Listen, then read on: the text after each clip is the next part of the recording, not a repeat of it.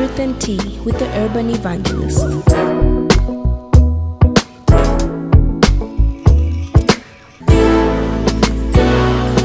Welcome to Truth and Tea with the Urban Evangelist. Hello there. Welcome to Truth and Tea, the podcast that filters life through faith. And if you're a lover of truth, you love to seek it out, and you strive to live it out in your daily life, then this is definitely the content that you will love. Speaking of truth, they say that music is the only truth out there. And I mean, this is obviously open to interpretation, but the more I looked it up, it simply means that you cannot lie about the feelings that music evokes, or sometimes when you simply can't express yourself in words, you turn to music. So today I've got someone who definitely gave us music, that made our world go round. He's still giving us music, just in a very different context and carrying a very different message. Joining me today is none other than TY2. Welcome to Truth and Tea. Thank you. It's so great to have you. I mean, I couldn't trust the opportunity to be here. So you came straight after a school run. Yes. How? I hate, when the alarm goes and I'm thinking, I'm tired, I can't get up, but then kids need to get to school. Do you do that every day? Yes. How many kids do you have? I have 3. 3, Yeah. okay. 2 are not in the country, 1 is here. And how old are they? The youngest is 3, and the first is actually turning 15 today. Wow. Turned 15 today. Is it? Yeah. You've got a teen. And well done. second is turning 14 July 10th. Happy birthday to birthday boy, is it? Or girl today? Boy. Okay, say happy birthday to him. Big guy. Big guy, for sure. Now tell me something. Do you ever do karaoke in your car with your little one? To your songs? The tiny one actually asked me about lyrics. There's a song I played the other day, just after recording it, and there's a part where I was saying sorry. Then minutes later, she just goes, "Daddy, why were you saying sorry in that song?" So she was paying attention. She actually creates her own playlist. She said, "I want that one where you're saying overdose. Wow. I want the other one." So she's really paying attention to the lyrics. Do you think you've passed on the musical gene to her? I think all of them have that thing in them. The 2, the older ones, pretend like it's not really there. Is it? But just 2 days back, Yeah. the second sent me a voice note, and she was singing. And so, you see, I told you I could sing. Wow. So we're going to do a song together. Yeah. Definitely going to be a hit, for sure. Yeah. So I think they have that musical thing in them. And is that something that you encourage them to pursue, or is it something you help nurture in them as a dad? I have not really pushed it on them. They see what I do. They know what I do. And the way I've taken it is that once they are done with their school and they want to do music as well, I'm not really putting it in their face, say, you need to do this, you need to. I want them to make that decision by themselves. Say, I really want to sing, but then I'm still trying to create that balance for them. Say, okay, you need to also focus on this other side. Yeah. So education first. Exactly. And then you can make your own choices after that. Make your own choices, and you balance things. You can still do the music. That's a passion that you have. Get rid of it, unleash all that message and all of it, but then focus on something else as well. Okay. Yeah. So speaking as a dad, and I know that there's been a whole transformation in your life, which we'll unpack as, our conversation grows deeper. But just where your children are concerned, and you've got teenagers now, what values are you so big on instilling in them now that maybe you might not have had at that age, 15 and 14? Even 3, you can't recall what, you were like as a 3-year-old, but... Every time we have conversations, as I mentioned, the 2 are not in the country, and, they're in a place where life is so advanced compared to where we are. So I can see the changes every time we have conversations and things that they're paying attention to. So it makes me worry a bit sometimes because I think it's too fast on that end. But then at the same time, it's good because they're exposed to a wider, option of how, whatever they want to do in life. So I just speak as I was spoken to way back, and I just try to shape them up a bit more and bring in things that I feel helped me get to where I am today. Obviously, made a lot of mistakes and got all stubborn, but from that, I just speak a lot about just tone down a bit, don't get too crazy. Just think of where you're coming from, the things that you need to understand. Don't just speak to people in a certain way. You still have to, have that respect, because where we come from, you can't do that, you cannot do that. So they get to listen, and it actually excites them to, link them to back home. All right. So you say where we come from, obviously in reference to Zambia? Zambia, Africa. Oh, okay, all right. Yeah. Have they been here? Yes. Do they come here a lot? Well, they haven't been for some, I think they were last year, maybe a year, somewhere there. Okay. Yeah. Okay. So, I mean, obviously, the fact that you're in two different countries, is that as a result of you having undergone a divorce? Yes. And what did that teach you? I mean, it can't be an easy thing to go through. I mean, it was crazy. Here's the situation. I mean, when we decided to get together with the mom, we were very, very young. Because how old were you, by the way? I think when we did the wedding, I was like 22, I think. Oh, okay. Yeah. For a man, that's young. I was 22.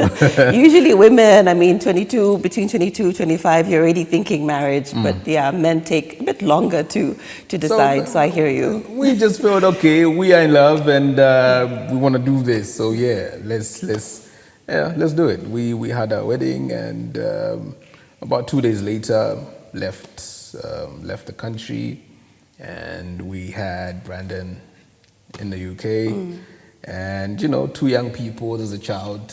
I see a lot of families, when there's a child, the mom will come through, and yes, there's family to help, but we're just the two of us. Wow. And I had to learn things. I think the mom then, I remember the mom didn't even want to bath him because it was so tiny. It's like, no, I think I'm going to break him. So I had to take over everything. So fragile. So even you did the bathing of the baby. Yeah. Wow. When the little belly button fell off, like, it just came off. Yeah, but we grew up. Yeah. We grew up. As time went on, came back here. I'm cruising through things. Yeah. Things happened. Time capsules. Things happened, and we have two lovely kids, and we're still friendly, and we understand that we have to get along for the sake of the kids. So we still have that friendship, and the kids are good. Okay. Yeah. I'm glad to hear that it's something that was handled amicably. In terms of growth as a man, what did that teach you? That whole process, and even just, when it comes to maybe marriage values for your kids, what would you say to them, based on the decision that you made to get married quite early with not much experience? And a lot of it was learning on the job. And truth be told, we all are work in progress. Yeah. But obviously that situation must have taught you something about yourself. I think there's something that... to everybody that's going to watch this, the moment you decide to be with a person, understand that you are taking your space and they're coming with their space, and you're trying to break that little lining that you created, so that you allow that person into your space and they get into your space. You get into their space, rather. And as time goes, you are basically learning each other. There are things that you will not like. There are things that will anger you. There are things that will throw you off. And sometimes just think, can I just strangle this one for a bit? But you cannot do that. Don't ever do that. Don't. But allow yourselves to grow, to understand, because even as just like my son is 10, 15 today, with age, the brain also changes. The way you see things and the way you function also starts to change. And you need to understand that your partner will be going through that change as well. So the moment you say, I do, and I do, understand that every age will come with something different. There'll be something added. Maybe it's how God designed it. That thing is already in there, but as we get older, that's when a few things keep opening up as we get older. So we just pray every day for wisdom to be able to contain all of that so we don't go all out. But basically allow yourselves to grow and talk more. With experience and with maturing, the process of maturing, would you say now that you're in your second marriage, are you a better spouse now and a better parent? I think so. Are you doing things differently? I think so. I mean, I think I talk more. I think from the first one, I would say I was the type that would not really say so much. And you find that if I don't like this color, for example, and you like it, let's say we were, I'll say, okay, if you like it, then cool. You know? That sounds passive. Where I'm not really expressing myself. I say, okay, if you want to do that, then cool. But in the process, I'm holding that emotion back. I know what I really want, but I'm not telling you, and I'm playing along with it. In the process, the more those things keep piling up, one day it'll just, and then it'll catch you by surprise, and you start thinking, oh, why did you, you know? So I think I communicate more, and I actually encourage my wife to talk about where she should not hold back, and we need to resolve things. Golden rule: do not go to bed still in that state. You need to let everything out so your partner knows what it is actually you're thinking. I think I'm okay. All right. Happy to hear that. So you went to the UK, stayed there for a while, then you came back. Yes. Was this before or after the days of Smile? I just released Smile. That was 2003, I think. 2004 we launched it. And same 2005. Wow. Let me just open that file. I think 2005 released the second album, and it was 2005 that I actually left the country just after the wedding. All right. So I'm now going to take you back to that bracket, you know, when you're at the peak of your career in terms of a circular artist, because obviously now you've crossed over to gospel, but we'll unroll step by step.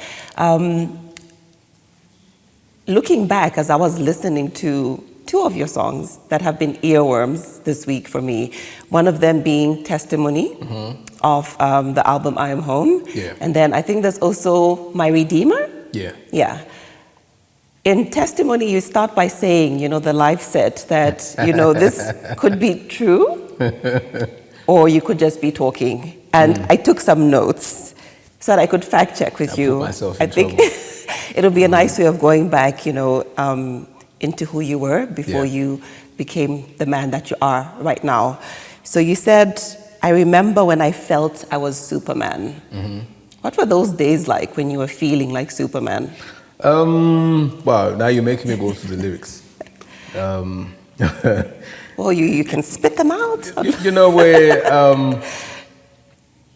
here's a young guy. I'll start it from this angle. Here's a young guy who starts singing grade 12, and you didn't even think you could sing. Then you're forced or bullied into singing because you happen to just shout it out and the whole class thinks you can do it. Really? So your classmates pushed you into singing? Yes. Okay. I was a very short, very naughty character, I think. But yeah, that's the feedback I got. So I sang out the line of the song that we were asked to present or sing during the morning devotion at the school that I used to be at. And everybody thought my voice sounded good. I tried to resist, but they just forced it in. I'm one who was like, if you dare me, I'm going to do it. So I'm like, okay, I'll do it. Okay. And that's how I sang. So you bring out this voice, and you know the reaction is just so good, and you can't believe it. So like you couldn't believe your own voice or the response? Like that. Wow. You know, so we leave devotion, and you have people giving you little hugs here and there. Even those little crushes of yours come through and they hug you, and you're thinking, wow, I will sing some more. They will hug me some more. Singing it is. As time went on, you know, that passion you start thinking about lyrics. Like, hold up, I actually like this. It's not really that as motivation, like the response that I'm getting from the people and from the girls. And you start singing more. And as time goes, you pay attention to the preaching. You pay attention to everything that's good. I was actually baptized when I was still I was doing my grade 12. Okay. Yeah. Okay. And Were still you very young active then. in church? I tried to be very active. Did you ever sing in church? Yes, I was Okay. part of a group called Male Chorus. We're the 6 of us. All right. And yeah, we would make devotion interesting. I can imagine. So I left boarding school, came back to society, as it was called, and where you meet people that will introduce you certain things, because now you're not in school and you have all this time to yourself as you wait for your results and all that stuff, and now music is just ringing. You get to a studio, you have neighborhood friends, you start doing the rap thing, and slowly, and you're not really as exposed to the Bible as you were at school. You start drifting away, and the fun kicks in. Fun kicks in, and swish. Yeah. You get into the studio, and you meet everybody else, and you are introduced to a lot of big bottles, a lot of drinks, and just crazy talk, and you have all these things that are being pumped into your head, so you really drift away. So you release some music, and just seeing the response, and it clicks. The last time I sang at school, this is what happened, and now it's on a bigger scale. It's in a country, and I'm getting this response. It's on radio, and people are liking this, and it's like you kind of like just propose to almost every and behavior is just crazy. Yeah. It's just crazy, and it's pretty hard to behave. So you find yourself exposed to a whole lot of things that, if I look back, and the lyrics and testimony, if I look back, I'll not be seated here right now. I'd probably be dead. Wow. Just from that alone, away from exactly. everything else. It's why I found it very powerful, and it's aptly titled Testimony. Yeah. Because it really is just that. So even when I say it could be a true story, I could just be talking. It's just me playing it safe, because there are people who will judge you based on certain things. So just to also not get them in trouble, because they will judge you and feel happy with it, but then they're getting in trouble up there. So you just balance it a bit so they don't get confused, and it's just there. Maybe he's just. But at the same time, people that are kind of exposed to where you're coming from don't know what you're talking about. Right. Yeah. Okay, so this is me now, all the way back, and I'm seeing you with a red cape and that S on your chest, and you're in Superman mode. Yeah. Then you say, foul mouth, smoked weed, sniffed the cocaine. Yeah. I did all those things that I talk about in that song. I mean, it was a fun thing. You get to a place where your friends are hanging out, and you just happen to find somebody in the act of doing that. Like, hold up. Was that Did this come with the musical territory? As you make music, It's all in the music. It's all in the music. It's all in the music. Okay. So even as you made music, was this part of the creative process? No. The moment I started doing that, Yeah. it would never be in the studio or anything like that now. Okay. And you catch somebody doing that, and you try it once. The next thing, it becomes a habit. Every time you link up, that's part of it. You're making phone calls, and I tell people, like, you know what, you think Zambia or Lusaka is all innocent. There are a lot of things that go on in this country that It's are just underground. not happy, but everything happens. It's crazy like that. How far did that habit go?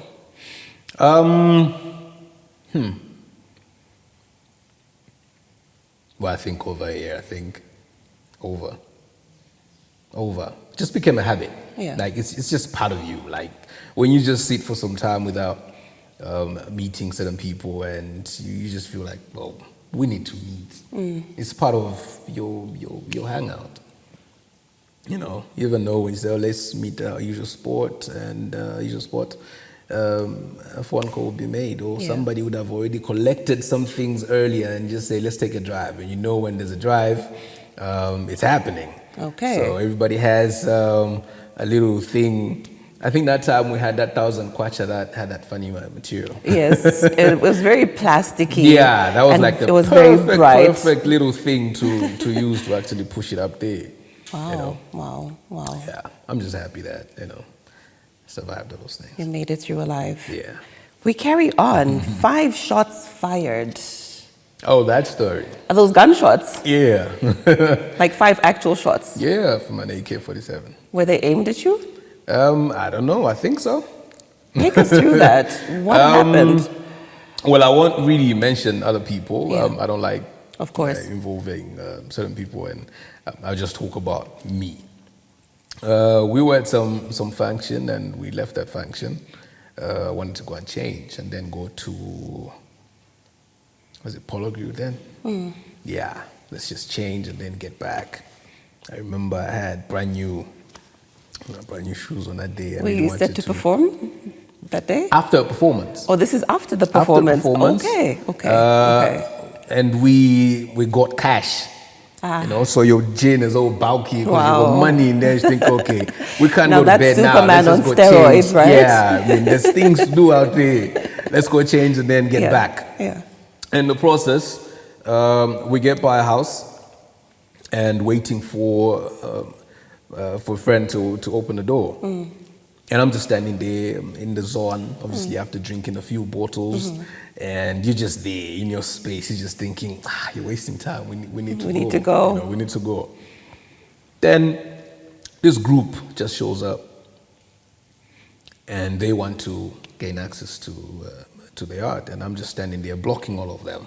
Wow. Which in your normal state. So this is, are you by the gate? I'm by the gate. And they're trying to get into There's the a house. whole group that's talking to you, and you're just there, like, you're not coming in here. What do you want? Wow. You don't even see the numbers that are there.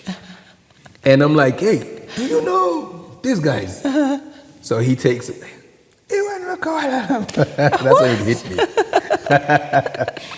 Then I slammed, you know those little, the little gates, by the big gate, you have that tiny one. Yes, the one that you walk through. I slammed that one. Only when he said that, I looked at them again, then realized they were loaded. Yes. If they wanted to have stabbed me right there, they would have shot me right there. And I just slammed the gate in the face of one of them. Wow. That's when we went into the house, closed the door. I still don't believe how they broke down that door. It was just little pieces of wood just falling off. And when they gained access, they just came straight. And I think the one that I hit with the gate now was so grudged. So he came straight for you. I was like, oh, wow, this is bad. Lie down. You know, they started at first, you know, where you're standing and you have these people in front of you, and the gun was just there, like this close. And you're looking at the guy, no mask, nothing. And we're having a conversation. They're asking for money. They're asking for this. Like, no, I don't have money. When we just entered the house, removed all that money, threw it behind some door that used to be by the wall. So they couldn't see that there was money at the back there. That was a quick move. Yeah. I had this little tiny phone. I would say what it was for, but this little tiny phone. That's the only phone that they found in my pocket, and they actually put me in trouble for that. How can you have such a phone? Where's the good phone? Like this, my only phone. Yeah. Got slapped for that a bit. You know, we're thinking, if you didn't have this gun, if you didn't have these things, there would have been a fight right now. As we were talking, lie down. And now they get into a debate. They say, we can't just leave just like that. Let's kill one. This same one. And I was just there. My head was just there.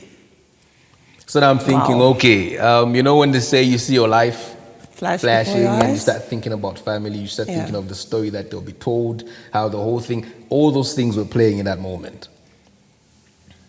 Next thing I heard was that they actually fired. You smell the gunpowder and everything. And you're like, wow. Apparently what happened was he was about to just squeeze the trigger and his friend hit the gun. That's how it went. What? So there were 5 bullet holes on the wall. I need to drink some water. And I'm just like, or is it tea? I'm good. I'm good. They left. When the police came to, picked up the casings and say, you would have died. These guys were really going to kill you. Just one story to do with guns. The other time I was taken anyway, we were talking about the 5 shots. But we survived that. I'll ask this after this last one where you talked about a car crash and how it rode 3 times. Yeah. But also, there's another interesting experience you had in a car with bandits, I believe, and your gift saved you. I want to take it back to your gift, your musical gift. So I just came back from London, and I got a house in Woodlands. And you know, habits of driving back home late. You link up with people and driving home past 1, 2, 3 sometimes, not knowing some people actually observing the times I'll be getting home. And I thought I was sharp because every time I drive, even now I still do it. If I'm driving home late, I'm always paying attention to whatever is following me. And if if I see somebody turning, then I just increase speed, or I just reduce, see if they'll go in front. I would do that, and I thought I was so clever. That day, checked the streets, everything was just quiet. Then I drove through, stopped by the gate. Within a few seconds, I didn't even see where the car came from. I just saw lights, and you know, you have that feeling, say, okay, I'm in trouble. That's how they blocked. I checked in the mirrors. The guy came out this side, so there was an AK-47 there, another one in front. What is it about your life, man, really, at this point? And now you're like, you know, where the alcohol just goes, phew, you see everything else going on. Like, okay. So the moment I opened the door, I'm trying to speak. That's how one guy just dragged me and hit me. I used to have bruises just by the forehead, and they vanished now. I think it's painful, you know. You know, when you see people in the movies and they just go out, it's painful. It's painful. Yeah. So I went down. I'm saying, look, if you want a car, you want whatever, just take and go. Just leave me alone. As I was still talking, kicked me. I remember I was chewing gum, and next thing I know, this dust in my mouth, spit out the gum, and just processing everything just by the gate, you know. And people now don't even know what's going on outside. So no one heard anything in the house? Nope. Wow. No one knew what was happening. Yeah. And that's how two of them came to, you know, they shot me in the back of the car. So we go and said, but why are you taking me? If you want the car, just take it. And we started driving. And the whole time I'm in the back, my face is on the carpet. Wow. And bundled up. You know, when you look up, the one that's driving, holding his weapon there, the one by the passengers also holding his weapon there, the one sitting with you can feel something on your back, like doing that. So you can't really do anything silly. Yeah. And they start asking, so how much money is in the account? I'm like, well, I don't know. I'm from spending, so let's go by the ATM. I knew that there's definitely security by the ATM, and just a light one, people can still see through. So that wasn't going to work. And they started asking, what do you do? What do you do? I'm like, I sing. You sing? Who are you? Like, TY2. Then the driver just slows down. Favorite. As in you're his favorite artist? Wow. Tunyimbo driver, oh my chaya. Then he got my phone. That time BlackBerry is not so common. Yeah. Got my phone, like Nafoni. He dialed some code. It was weird. You know, I would do the *# something. He used that to make a call. Wow. And I just heard him talking. Anyway, Tsachiya. And he's like, Ulina mwai. Wina mwai lelo. So takupasa motoka yako, takupasa ndalama, takupasa chan. But if you call the police, we know where you live. That's how we drove to some road in Kabulonga, I think. And I think I still remember that spot. Every time I drive past, I'm like, oh, this spot. Yeah. Gave back everything, and that's how they left. Wow. So out of all these incidents, like my mind's racing right now, did any of them make you stop to, reevaluate your life? Did any of these incidents mark a turning point? In that moment, I still felt like, well, it's one of those things. I still carried on with life as usual. Yeah. But I think being a bit young again. Because some people don't make it out to the other side, right? That's why I keep emphasizing on everything that you went through. Yeah. I still, obviously my wife then gave me a little lecture. See, I always tell you about driving home late. I always talk about this thing, but you don't listen. They'll kill you one day. This. I'm like, it was just, being stubborn as usual. Because for me, like, I'm thinking any one of these incidents, I would be on my knees like, okay, Jesus, I'm all yours. You're definitely trying to send me a message. What then was the turning See, point in your life? The thing with that, if I told family those stories and gave them my experiences, I think mom and my other siblings would have actually jumped on and really talked about God. But because I kept so you kept them to yourself. I kept them to myself. I never really talked about it. Even when I flipped in that car crash, I don't think my mother even knows about that. Well, if she sees this, now she will. I never talked about it. Just one sister knew about that. That's where the thing was. You see how God played you, then he makes you talk about it in a song. Giving a testimony. Educating somebody else out there. I still want to know, though, what changed in TY2's life? Thinking of which file to open. As time the went on, the one that got you converted file. I left for South Africa. When I came back from the UK, I went to Namibia. I was in Namibia for a year. Okay. And it was in Namibia when I met one of the top gospel artists there. His name is Dinaf. And I was shooting pool. I don't know if you know a guy called Tafanji in Namibia. He's into radio. Yes. He was on radio back Radio here, Energy. actually. He was on radio here as well. Then went to Namibia. Right. So we met that side. I was like, you know what, let's hang out. And we started spending time. So we went to the pool. Then Dinaf walked in because the same place where we were just relaxing, they make really good pizza. So he came to get pizza and to find that's TY2 from Zambia, artist over there. Yeah, made a name for himself and this. So Dinaf was curious and just, he's that guy who, there's that vibe that he carries with him. Yeah. Like, what's up, man? Like, yeah, what's good? So Tafanji tells me that your style back home, and I googled you. I found your video, the smile video, and I think your style's good. So if I took you to the studio right now, can you give me a song in 30 minutes? And I'm like, where's the beat? So it's like there's an attitude thing going on. Where's the beat? They're like, okay, let's go. So I went to the studio. We started working on something, and he liked what came out. As time went on, I even wrote a song for the wife, and the song was good. Reception was pretty good. Okay. And as time went on, he started inviting me to church, like you to come through and join me for Sunday service and everything. I'm like, okay, no problem.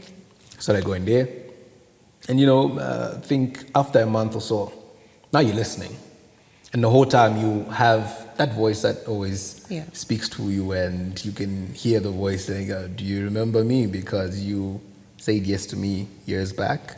You got baptized years back, and you." Now everything's so familiar because it's coming back. It's coming back. He was also shocked one time when an altar call was made, and I just stood up. I didn't even say anything. I just went to the front. So Apostle Goro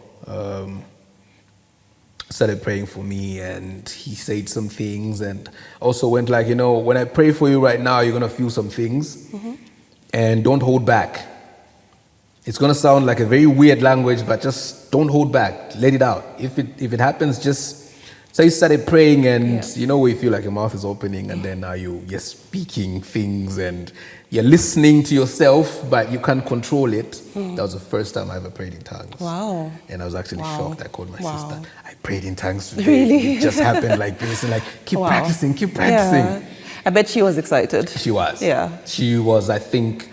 the very prayerful one out of all of us then. Okay. I think she was already exposed to more of church and more of the Bible.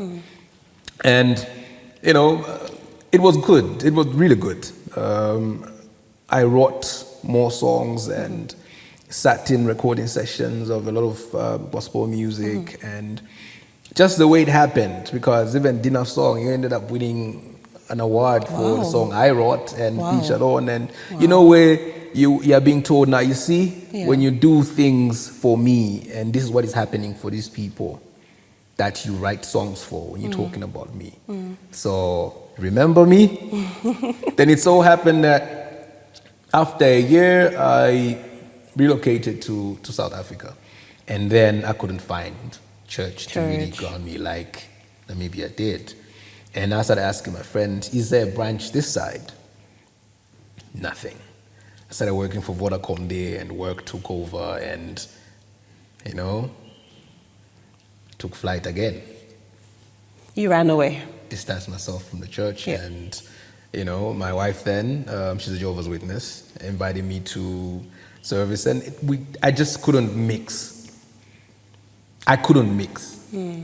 Every time we're in church, I don't know, it just couldn't happen. And I drifted away from church again. And it was just work, chills, things like that. Until, some point, couples go through certain things, and you decide, like, you know what, if this is not working anymore, you go your way, I go mine. And we made that conscious decision, and that's how we did our split. So I came back here. I stayed there for like 6 months still. I'm cutting through that. It's flowing though. It's all very coherent. 6 months on, I just felt like, you know what, I think if I continue like this, I think I'm gonna go a bit crazy, and it's not going to be good, because when things like that happen, here's a person that you've been with for, I think we're like nine and something years together.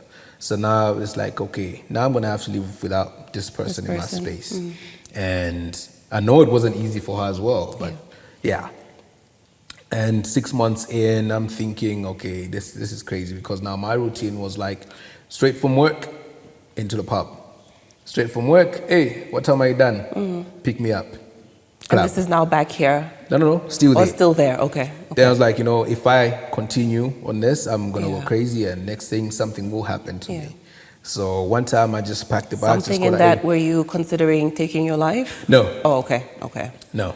It was so bad that to a point where you sit down and you just feel all these emotions, and you see your kids' little things that are in the apartment still, because she had moved into another apartment and stuff. So when you see things like that, it gets to you, and you hear your kids' voices, and I just felt I need to travel, because if I don't, I'm going to go crazy, and behavior will be so altered that I don't think I'll be able to come back from that. Because certain things started coming back, and certain things started popping in my head, and it became kind of normal to kind of ease or, shut down a certain part of me that's feeling pain. So just next thing, I bought a ticket as I flew back. Just called, who was that? I don't know if I called Hamova or another guy, said, pick me up from the airport. And that's how I got back to my mother's house. And she's like, okay, so, things happen in this life. And she divorced with Dad. I was quite young when that happened. Yeah, so it was easy for her to kind of understand the things that I was going through, and to have those conversations. Yeah. And I didn't even realize it, that I'd actually shrunk body size, and wow. where excuse me, you're having more of booze and food, snacks here and there, but the main is the drink. Yeah. And it continued over here for a bit, and I met my wife. Your now wife? Yes. I'd met her before. She was working for Sling Bits. Okay. Then we had already left Sling Bits, but would just frequent, just visiting Charlie, and that was once you're home, so it's easy, just pop in the studio once in a while. And I found this little girl sitting there, and I was, like studio bully for a bit. So when I got back, reconnected with her, hey, what's up? You still working this? Oh yeah, this, okay. I was more like a big brother. I would even lecture her, don't ever allow a guy to treat you like this, and this, and it was just weird. The more I started having more conversation, because it was nice to have a friend of the opposite sex, and not just hanging out with guys. Well, she was the one that I started talking to now. It's like our friendship opened up. And as time went on, we start feeling drawn to this person, not like the way it used to be, like the big brother vibe, but now you're thinking Something's now I start shifted. talking to my cousins now, like, you know what? I think I like her. Then she invites me to church. I'm like, church. Okay, I'll come.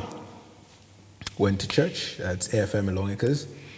So I attended church, you know, and he's back. Remember me? Remember me? And I think from then on, even my writing changed.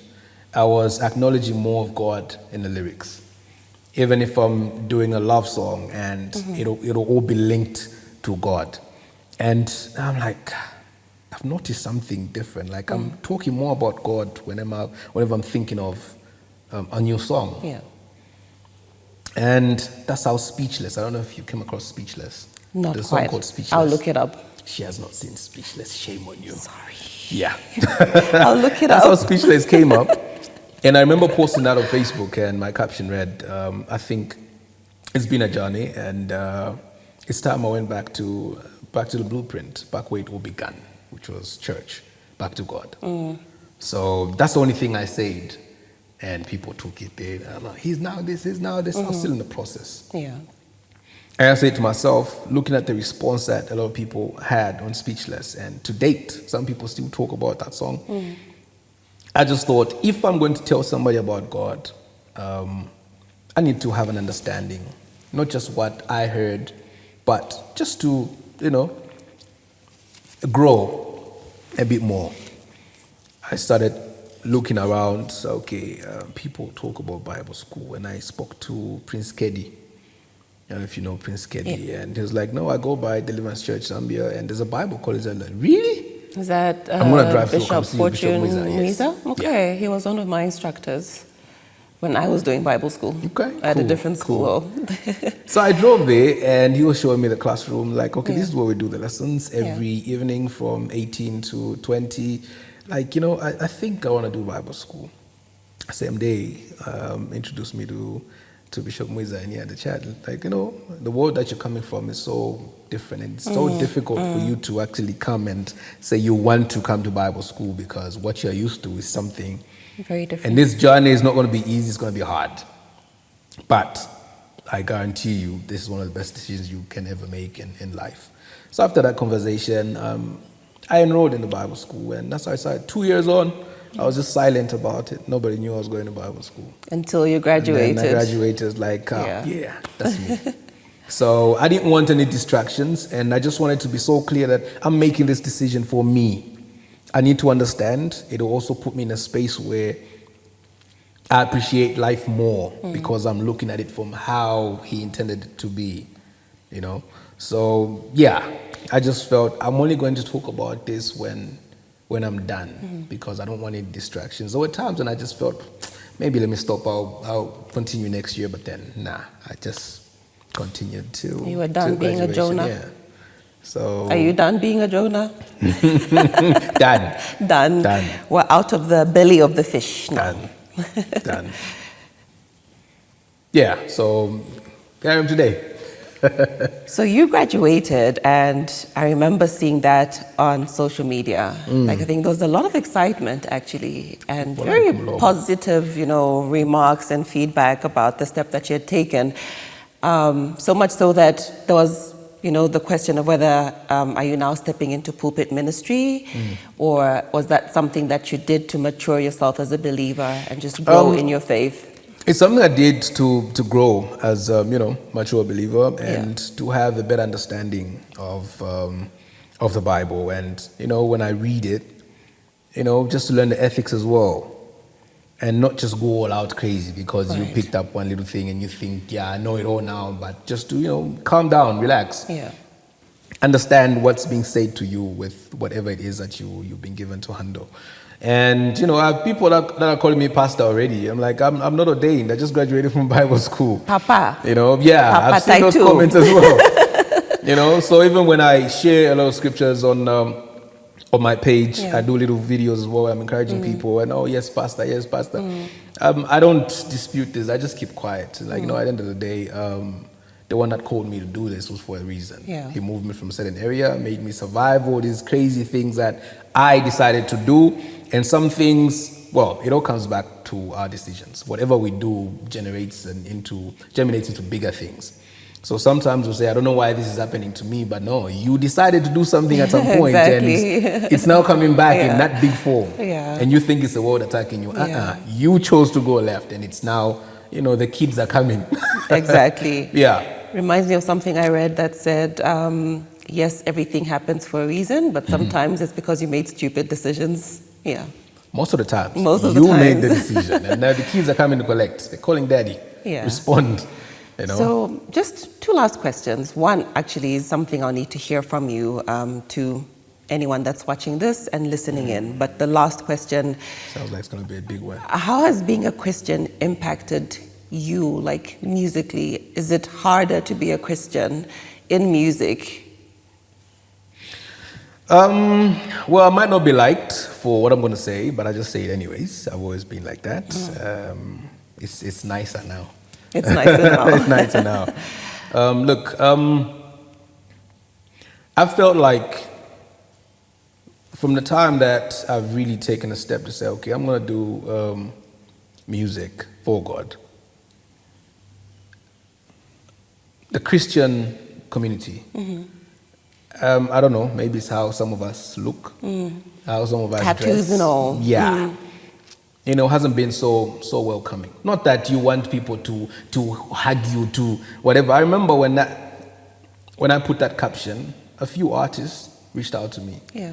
Oh, we saw this, good. We saw the ABCD and blah, blah, blah, blah, blah, blah, blah. And that's the last I heard from them. So it's been a journey where I felt like... And when you say artists, is it gospel artists? Gospel artists, yes. So they just reached out the once and then it's been quiet since. Okay. Very good announcement, blah, blah, blah. It's cool. Anything that you need, just get in touch. And gone. There are certain places I've been to where I don't know if people think, is he really praising and worshiping God? Is he trying out something? Where they're not so welcoming as well. Are you being met with skepticism? A lot. A lot. A lot. Wow.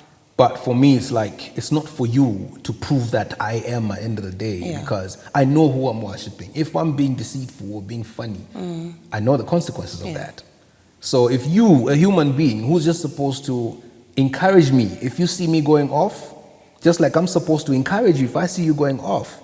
Because the moment we do that, that's when the big L comes in, because we're showing love, and as we are supposed to. But today's Christian is judgment, no solution, which I find very sad. So it's been situations where I end up feeling as if this is like, there's a whole community, but I'm like, this is like a one-man journey for me, like one-man army. Like, I'm just, if you don't want to accept me, flip the page, but I know who I'm praising. Yeah. One time I put something on my Facebook. I said, I never knew you. And I just ended there. People had their opinions, but those that are truly reading the Bible understood what that meant. Because many will come, I casted out demons in your name. I did ABCD in your name. I said, I never knew you. Which is supposed to give somebody that big revelation to say, I need to reflect. Yeah. I'll go out there saying I'm holy, I'm ABCD, but if I really use the Bible to check myself, am I truly what I'm putting out there? Sometimes I deliberately go out there, I'll even wear my bandana, and I still wear it proudly. No, you're a pastor now, don't dress like that. At least cover up those things. Like, I'm not ashamed of where I come from. And one, you don't even know the story behind these things and how they came up. There's somebody out there who dresses like me, who feels, I cannot go to church because they don't accept us. I cannot speak about scripture because they say, why are you speaking when you're looking like that? I'll do blasphemy, and I deliberately put that bandana character in there to, provoke certain brains. Like, you can see me dressed like this, but here I am, I'm talking to you about Jesus. Somebody out there will say, he looks like that, he looks like me, and he can talk about Jesus. So I can also pray and be accepted back home. But today's, no offense, Some people in shiny suits and pointy shoes feel like that's when you are holy. That's when you are, supposed to speak about God because you dress like that.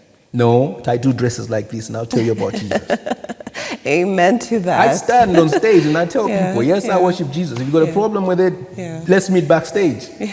Somebody will take it like a threat, but I'm just telling you, like I'm that proud and that bold to talk about it because I don't care what you think, because at the end of the day, his judgment is what counts for me. So, yeah. You actually literally brought it right home, and you touched on everything that I would have loved you to say. So at this point, really, your album title, which says I Am Home, really just sums this conversation up very well. You're home, and welcome home. Thank you. Home here. Thank you.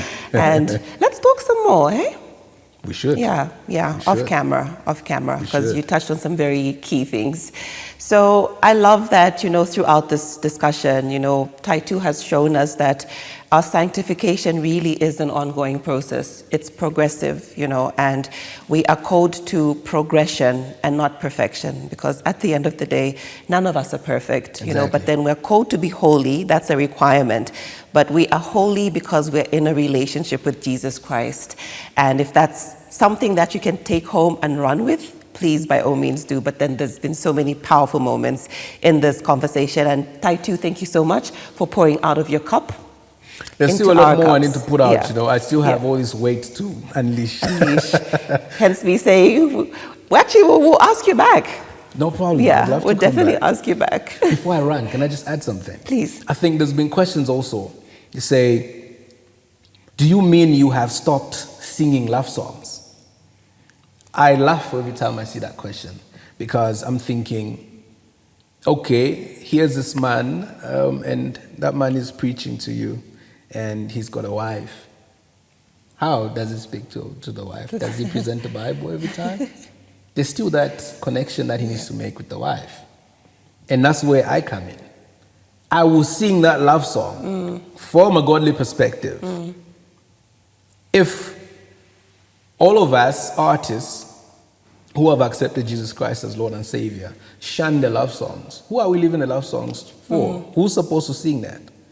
Aren't we the ones who are supposed to take that message? Because now we have that right spirit that's teaching as to how that love's supposed to go. Why should I let the devil be the one in charge of the love song?